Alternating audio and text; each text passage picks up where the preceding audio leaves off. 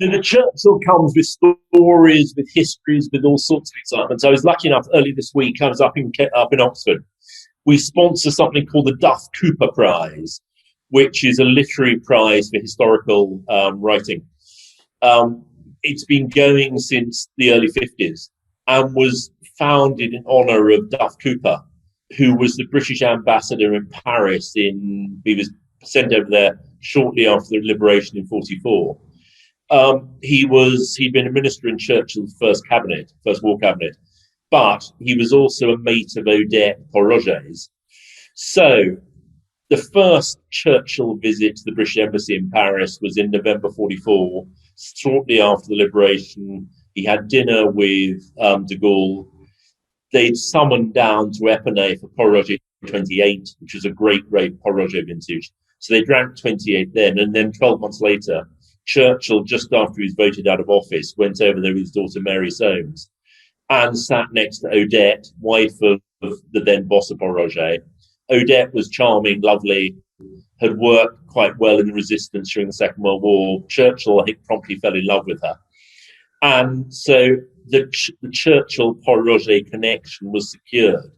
But Churchill had actually been drinking Pol since about 1908. The first invoice we've got dates back to 1908, where he was buying Pol 1895 in bottle and half bottle.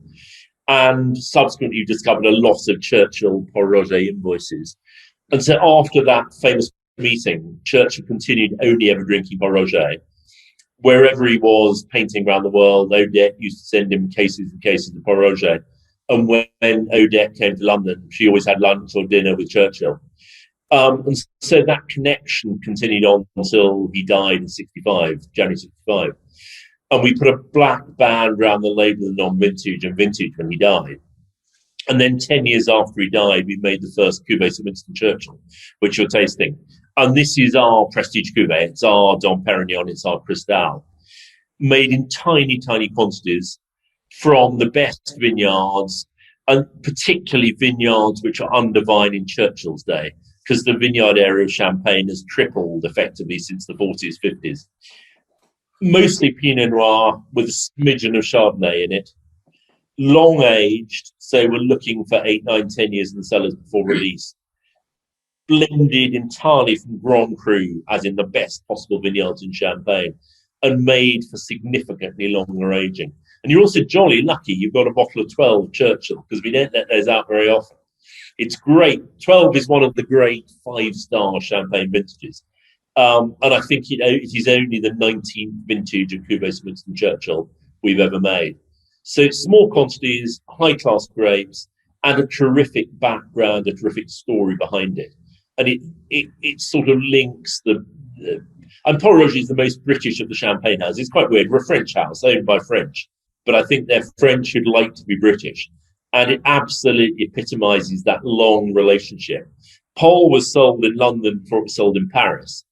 And if you go back to the heyday of Victorian London, 1880s, 1890s, the three big brands in London were Pol Roger, Pommery, and Perrier-Jouet, the three Ps.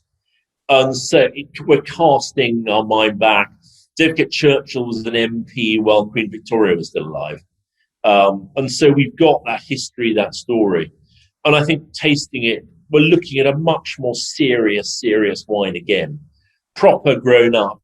It's as it were, it was a great white Burgundy, which happens to be sparkling. Big, structured. 2012 has got super background of acidity, structure. There's still tannin there. I'd want to leave that for another 10 years or so, easily. I think that's an interesting point you've mentioned there about allowing it to just calm down a little, because even though it's 2012, it's had a fair bit of aging already, but it's still got this lovely zing of acidity. That's how I describe it. I can really pick up on how once that it's not too invasive, and I don't think it disrupts the overall balance of the wine. But particularly, as you mentioned, I really noticed how, once that just slightly hones down, it's such a lovely, round texture. The other thing to bear with Churchill, bizarrely, because we've got this reductive, e.g. no oxygen winemaking, the Churchill particularly, once you've opened it, you're not quite sure. It's sometimes a bit stinky to start with, a little bit smelly, but like bottle stink to it. but give it fresh air, give it time. I mean, it really is indicative that you don't, with Churchill, it's a wine, you do have to think about it. It's a serious wine. A bottle between two is plenty. You don't want anyone else there, because you do need to think about it. The wine gets better and better the further you get down the bottle. Also, I mean, just in terms of glassware, because you're sitting there with all sorts of fancy glasses behind you, Churchill does not need to be served in a Ponzi champagne glass. Absolutely served in a white wine, red wine, proper glass, just to let the fresh air in. And equally, you don't need, I mean, as we know, cheap, nasty champagne, serve it really cold and nobody will ever taste it. That's great. But actually, the better the champagne, the slightly less cold you can serve it, just to allow the fresh air in, let the aromas get out. I mean, that's true with a lot of also white wines. I mean, obviously there's the very obvious similarities, but, you know, a lot of white wine, just a fraction below room temperature, doesn't need to be cold. And you get so much more. It's very simple. Little, trick's the wrong word, but a lot of people forget that. A really simple way of having so much more from the wine that you're drinking. But absolutely, those traditional champagne flutes, which don't get any aromas concentrated, are utterly useless for the serious champagne. So, these are our, which we've got a job lot of these. These are our standard Pol Roger glasses. It's more difficult with this background. The only thing we've got, because I brought it up for illustration, we've commissioned a small set of tankards. We've got some half-pint silver tankards, which are more non-vintage than vintage, of course. But it reminds us that actually Churchill drank most of his Pol Roger out of silver tankards. Because part of the Pol Roger story, which we'll continue getting excited about, is the fact that much of Churchill's Pol Roger was drunk in pint bottles. Because on every vintage from the 1870s till, I think, 55 was the last vintage we did, Pol Roger was produced in half bottles, pint bottles, magnums.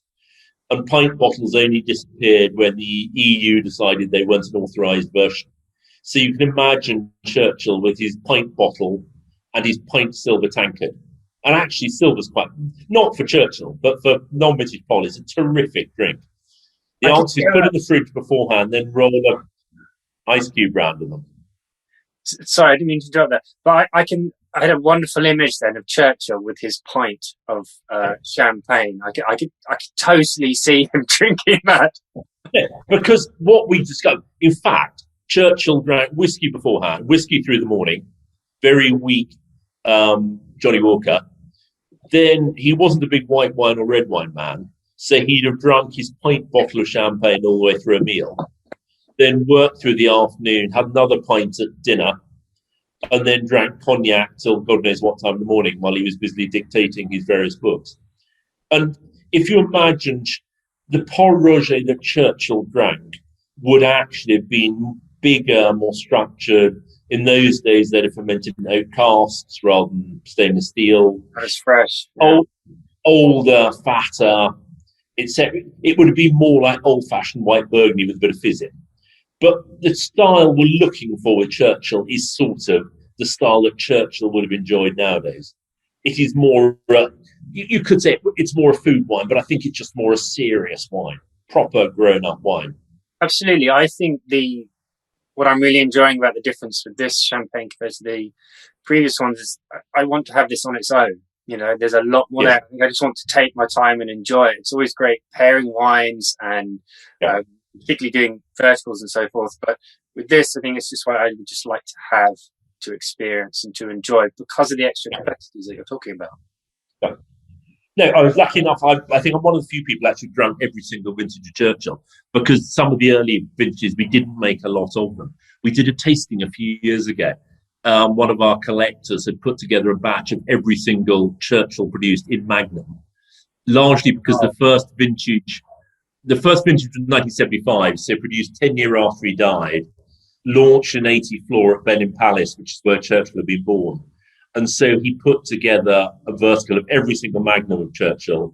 And in 88, we also produced some Jeroboams of Churchill, which, if anyone still can find them, 88 Churchill and Jeroboam is one of the great Pol Rogers of all time. And they lasted brilliantly.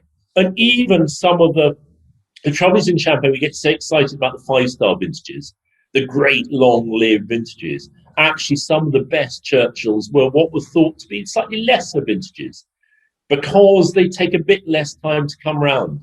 I think we're always in the wine trade obsessing about how long we can leave things. And actually, what you want to find is the good rather than great mint and catch them.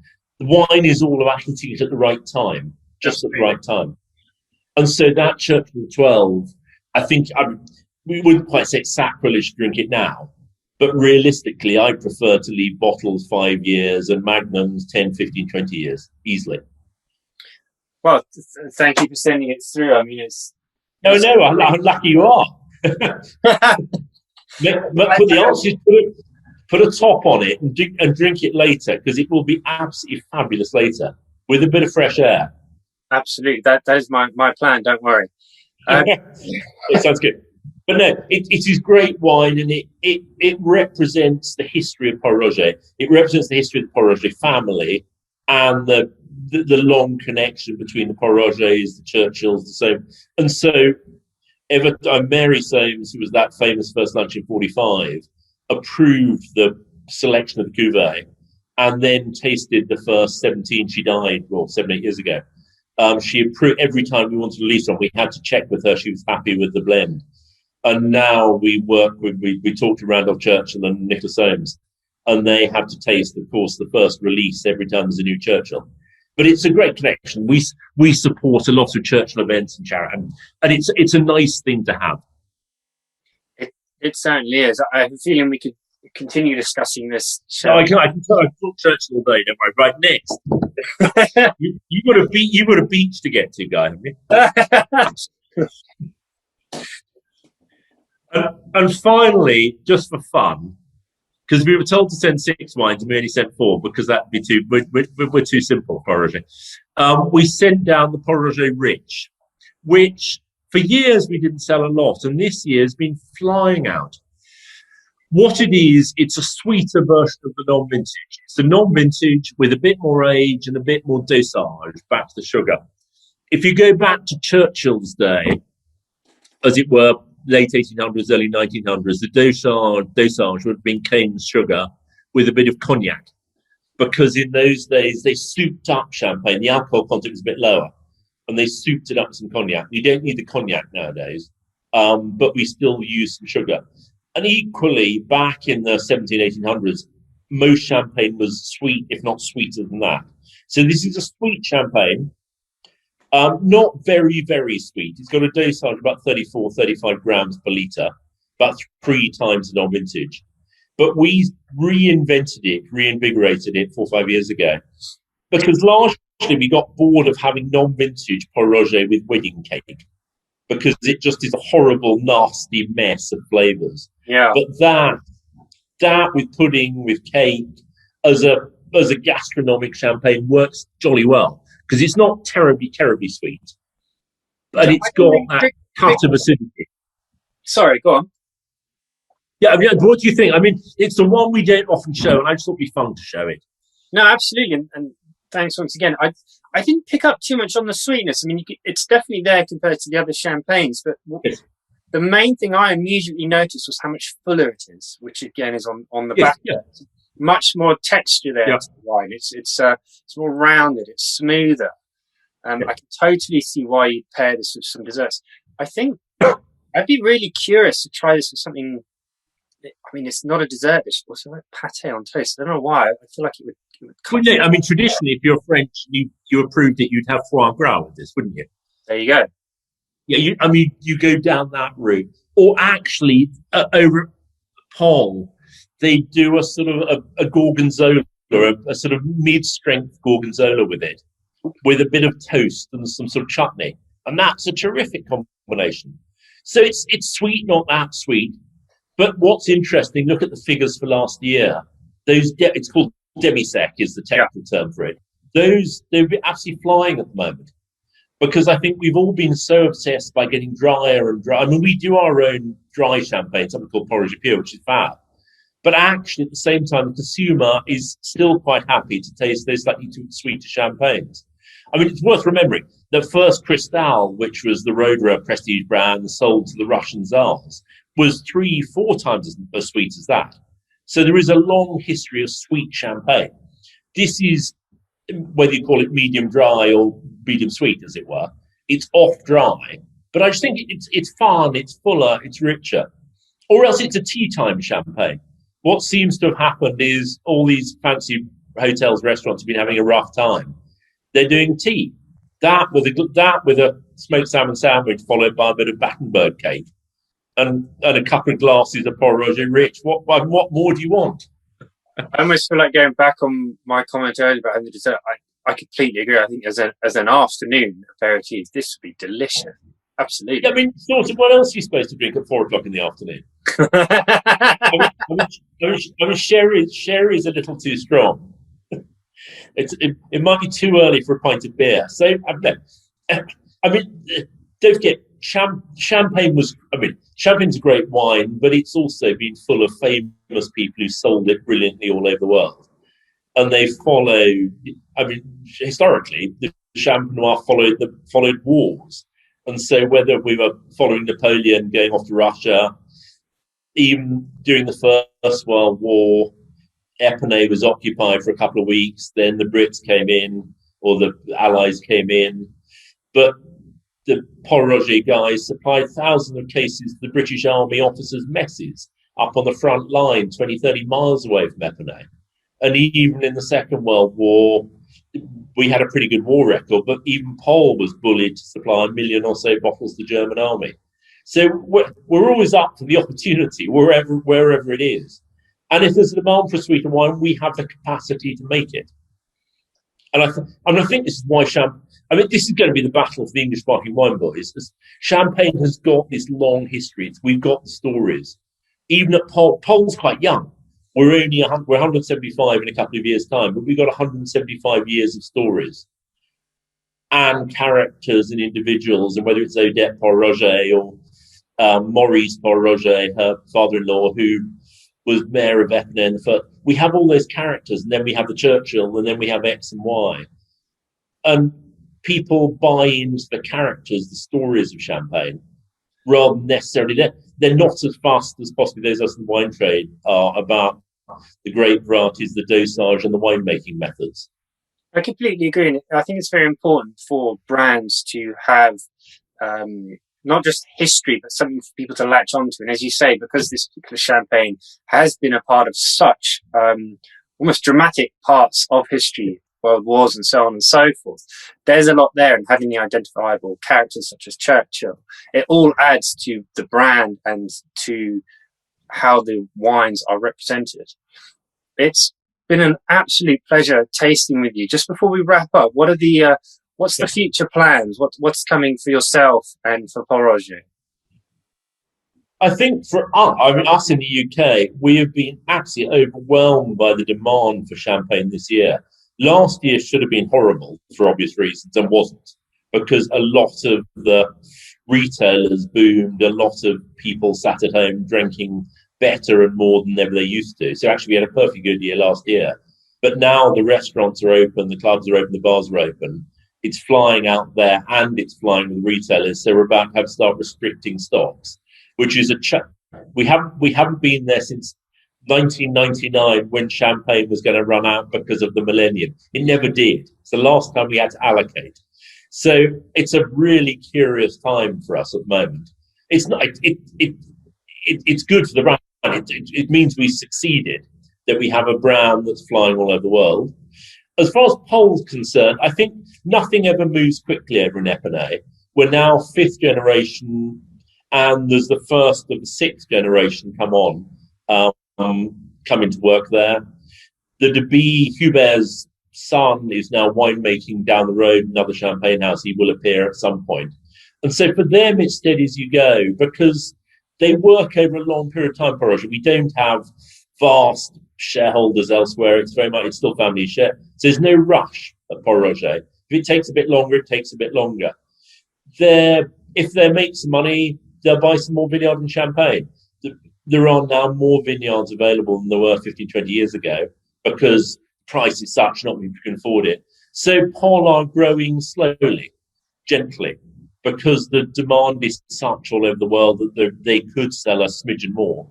But with champagne, because you're sitting on Pol 6, 7, 8 years stock at any one time, you need to grow significantly before you can grow your average sale by 5-6%. And that's all they're planning to do. They want to remain small, family-owned, independent, and have the ability to say no if they don't want to do something. And so we'll make a bit more Churchill, we'll make a bit more vintage, we'll continue making great non-vintage. And we keep being tapped up, are we interested in vineyards elsewhere? And at the moment, they're happy doing what they're doing in France. Having said that, Hubert's son did go and do the vintage at Hambledon down in Hampshire last year.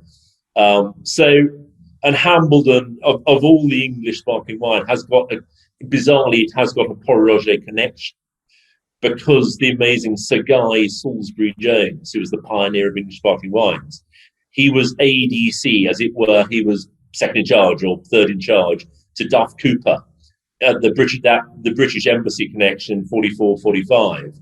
And so he also met Odette, got to know Odette.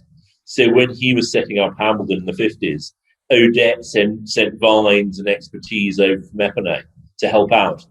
And so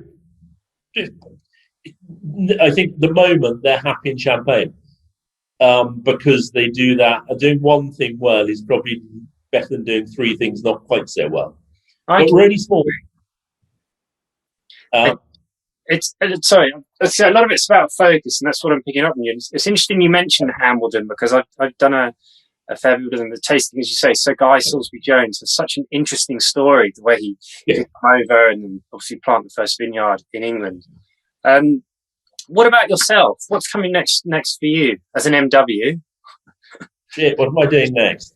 I think MW, I think I've done my MW bit, thank God. I passed ages ago. I've got it after my name. I don't have to go back and taste again.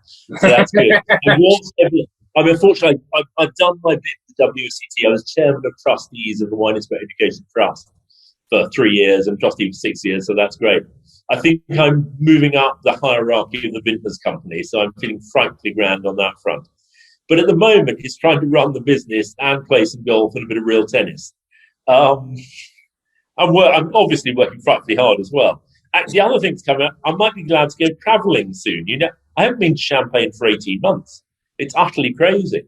And we're lucky, as you probably spotted, we don't just sell Pol Roger in the UK. We've got a group of a dozen or so family-owned producers from all over the world. So we also look after them as well, because effectively there's not enough Pol Roger to sell, so we need to find something else to keep the gang happy.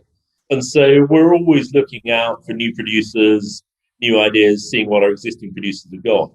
And that's the fun bit of the wine trade is still fun. There are still great producers making great wine out there. And I think we've been at the forefront of California over the last 5-6 years. We're now one of the more serious of the top-end Californian importers. And you can, if you get a chance to go to Napa, there's some great wines in Napa available. They don't make much. Most of it's sold direct in California to the rich locals. But a lot of them are looking for a small position in the UK market. And so we positioned ourselves as serious Californian players. And now we've got to the stage people are coming to be nice to us rather than us having to be nice to them. And so it's very much, at the moment, it's growing a business that allows us to maintain the Pol Roger position in the UK market. And it's always been the number one Pol market internationally, and we want to make sure it stays that. And a lot of it is maintaining the existing Pol relationships in the UK, whether it's with the Churchills or with the royal household, or all the bits and those traditional bits, but are part of the picture of Pol Roger. So I'm quite busy sometimes. Sometimes. James, I think that's the perfect way to wrap up the tasting. Thank you for sending through the champagne. It's always such a problem at all. Treat, rather. And it's been a pleasure talking and tasting with you today. Thank you. Cool. Enjoy your afternoon. Enjoy the beach. Some of us can get this to work. Anyway, enjoy that Churchill later. I'm very jealous. Put it in the fridge. Thank you. I will. Taste it again this evening and send us full tasting notes. I will.